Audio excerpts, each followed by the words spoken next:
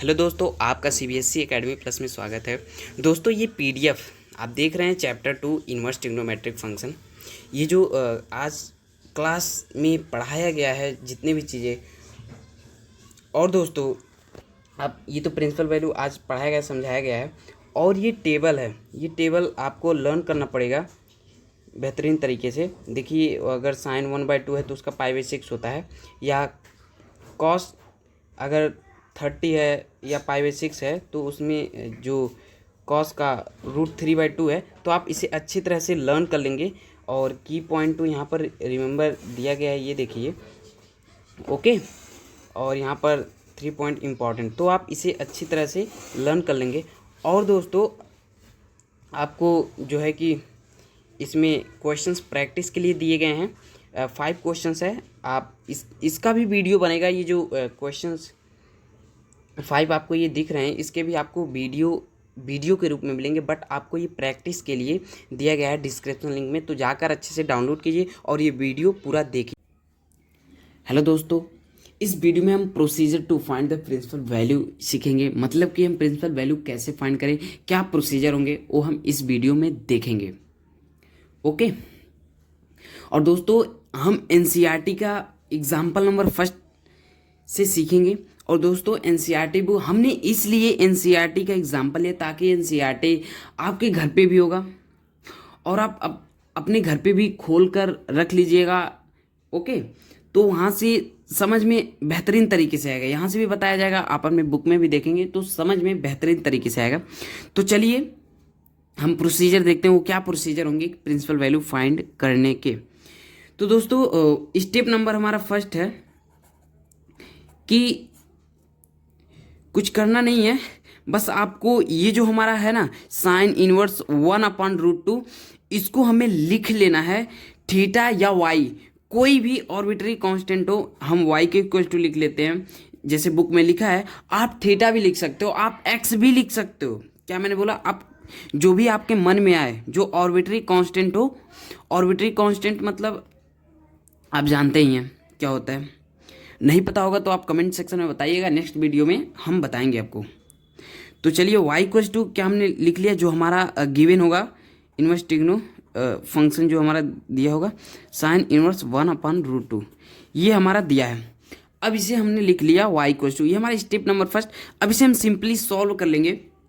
दोस्तों, इसमें क्या होता है कि ये जो इनवर्स में है ना, इस तरफ हम इजिली कर सकते हैं, इस तरफ हमारा आ जाता है। तो साइन y इक्वल्स टू हम क्या लिख लेंगे,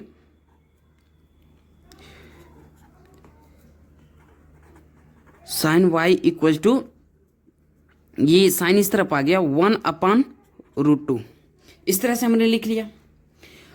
अब दोस्तों, इसमें क्या होता है, अभी कैसे लिखा है ऐसे मत सोचना दोस्तों, ये हमने आपको नोट में बताया है कि y इक्वल टू अगर साइन इनवर्स थीटा है तो इसका मतलब ये मत समझना कि ये हम जो इनवर्स है इसे हम ऐसे लिख लें 1/sin ब्रैकेट में थीटा और साइन इस तरफ आ गया, जैसे 1/2 होता है, 2 इस तरफ आ जाता है, तो ये मीनिंगलेस है। ये कॉन्सेप्ट नहीं है, ये एक एक्जियोमेट्रिक या हम कहें या मैथमेटिकल अप्रोच है जो कि साइंटिस्टों ने बताया। अगर ये इनवर्स के रूप में है तो हम इसे आसानी से इधर ला सकते हैं, ओके। तो हमने y इक्वल टू 1/√2, ये दोस्तों फर्स्ट क्वेश्चन है, इसमें आपको समय लग सकता है सीखने में, ओके।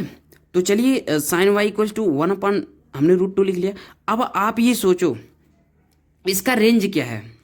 दोस्तों, अगर हम बात करें जैसे बुक में लिखा है, आप ऐसे कॉन्सेप्ट लिख लेंगे कि we know that the range of the principal value branch of sine inverse, क्या हमने बोला, साइन इनवर्स इज -π/2 से π/2, ये हमारा रेंज होता है, ओके। किसका? साइन इनवर्स एक्स का। तो आप यहाँ पर इंग्लिश में अच्छे अच्छे अक्षरों में लिख लेंगे, we know that the range of the principal value branch of sine inverse is -π/2 to π/2। And अब आगे हम देखते हैं क्या है। अब हमने ये तो कह दिया कि साइन इनवर्स क्या है, इसके बीच में बिलोंग करता है, ये इसका बाउंडेड एरिया मतलब रीजन है, ओके। हमें ये जो वैल्यू यहाँ पर दिया होगा ये बहुत ही इंपॉर्टेंट कॉन्सेप्ट है दोस्तों। हम क्या होता है कि ये जो दिया होता है, कभी माइनस में दिया होता है तो हम पार कर जाते हैं इस रेंज को, तो हमें इस रेंज को पार नहीं करना है। ओके, इस रेंज के आंसर ही चाहे वो नेगेटिव हो चाहे पॉजिटिव हो, उससे हमें मतलब नहीं है ये जो भी हो, मतलब ये है इसके बीच में होगा, इसके बीच में ही हमें लेना है। ओके, तो इसके बीच में कौन सी वैल्यू होगा, तो अगर सिंपली देखें तो स्टेप नंबर 3 हमारा हो जाता है कि जो जिस बीच में स्टेप नंबर 2 क्या हमने बोला दोस्तों, स्टेप नंबर 2 आपको लिखना नहीं है स्टेप 1 स्टेप 2, आपको समझना है बस। तो साइन वाई इक्वल टू क्या हो गया, ये किसका है, साइन π/4, साइन 45 का है, लेकिन हम साइन 45 क्या होता है, वो तो डिग्री में है 45, लेकिन अगर रेडियन में देखोगे तो π/4 होता है। ओके, तो हमने साइन π/4 का ये होता है इसके बीच में, तो ये 1/√2 का साइन π/4। ओके, तो y इक्वल टू, ये कंपेयर यहाँ पर भी ना दोस्तों ये समझिएगा कि हमने काटा है, नहीं, यहाँ पर आप कंपेयर किए हो एज अ, ये भी मैथमेटिकल अप्रोच है। बहुत सारे लोग मैंने देखा है यूट्यूब पे भी, अदर भी जगह, कि वो लोग क्या करते हैं, कुछ लोग कि इसे कह देते हैं कि ऐसे काट दो, सिंपली भाषा में दोस्तों ये काटा नहीं जाता है।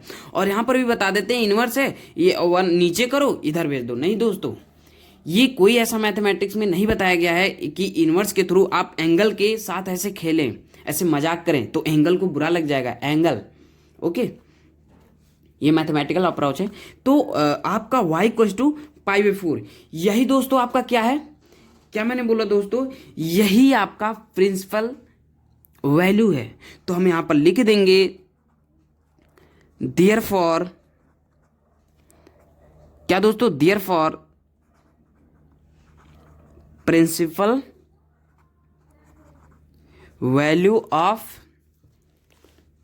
दिखाई दे रहा है दोस्तों, value of sine inverse 1/√2 is π/4। अगर दोस्तों दिखाई नहीं दे रहा हो तो आप समझ कर लिख लीजिएगा, therefore principal value of sine inverse 1/√2 is π/4, आप ऐसे लिख लोगे, यही आपका आंसर है।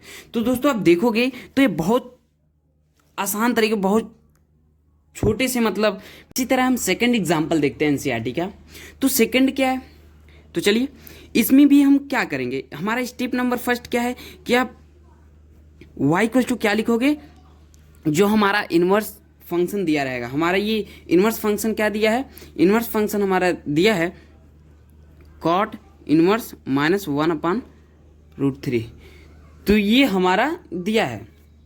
ओके, अब देखते हैं, अब हमें क्या, इससे थोड़ा सिंप्लीफिकेशन कर लेते हैं कि ये जो कॉट है इन्वर्स में है तो इस तरफ आएगा क्या, कॉट y हो जाएगा, तो इक्वल टू -1/√3। अब यहाँ पर हम क्या लिखेंगे दोस्तों, जैसे कि हमने बोला we know that the range of, यहाँ पर हम लिखेंगे we know that the range of the principal value branch of cot inverse, क्या हमने बोला, कॉट इनवर्स इज 0 to π, ये हमारा इसका रेंज है। अभी हमने लिख लिया, अब इस रेंज के अंतर्गत वो कौन सा कॉट का वैल्यू है।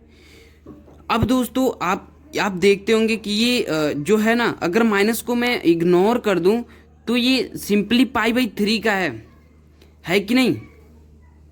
लेकिन ये अगर मैं, क्या मैंने बोला कि अगर मैं माइनस को इग्नोर करूं तो π/3 का है, लेकिन दोस्तों अगर मैं माइनस के साथ करूं तो ये 2π/3 का भी यही सेम वैल्यू होता है कॉट में।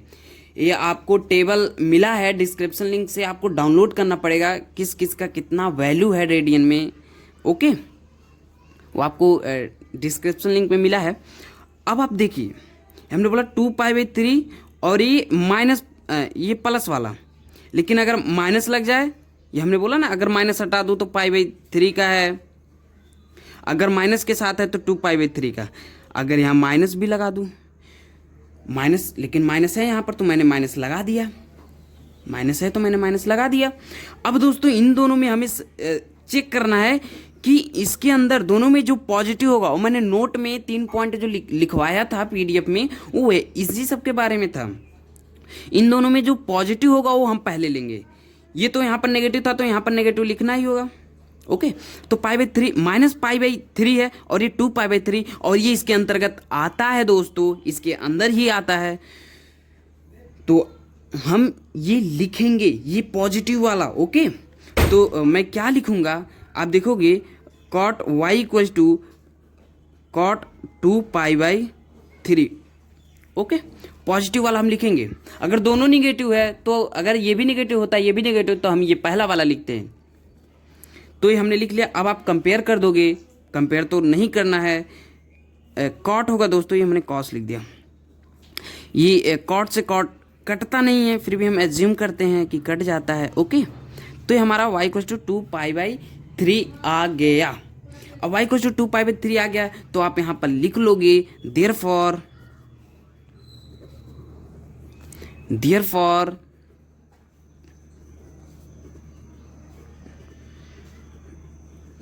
Principal value of cot inverse, क्या हमने बोला, कॉट इनवर्स -1/√3 इज 2π/3। तो दोस्तों आपको यहाँ पर ये बात ध्यान में समझ में आ गया होगा कि ये जो टेबल का है ना, trigonometric table in radian form, बहुत ही इंपॉर्टेंट है, उसे आप लर्न कर लीजिएगा। थैंक यू दोस्तों।